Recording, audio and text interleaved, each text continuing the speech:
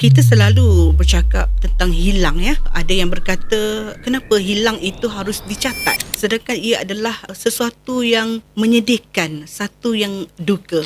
Tapi saya nak bercakap di sini bahawa kita harus tulis tentang kehilangan, tetapi kita bukan tulis hanya tentang kesedihan. Kita tulis tentang apa yang kita dapat dari pemergian orang yang kita sayang yang menghidupkan kita sehingga hari ini. Jadi dalam naskah kehilangan menghimpunkan 15 penulis yang merupakan rakan-rakan kepada Dr. MKI. Dan beruntungnya saya salah seorang penulis dalam buku ni. Setiap orang kisah kehilangan dalam ini. Ada yang kisah bagaimana bangkit. Ada kisah ibu yang suami dipenjara. Ada kisah dah sampai dekat dataran Madinah, tiba-tiba diberitahu syarikatnya berlaku pecah amanah yang teruk. Itu juga adalah kehilangan. Tapi bagaimana mereka bangkit, bagaimana mereka menerima takdir tersebut, itulah yang tercatat dalam kehilangan.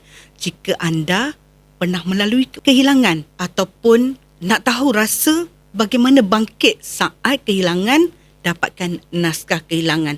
Ia bukan tentang rasa sedih, tapi tentang bagaimana percaya untuk bangkit dan menjadi orang yang lebih baik. Jumpa kami, jumpa saya dan semua penulis insya-Allah di booth Galeri Ilmu di Pesta Buku Antarabangsa Kuala Lumpur 2026. Bila tu? 29 Mei hingga 7 Jun WTCKL. Ihya Turat, menghidupkan warisan, menerangi zaman.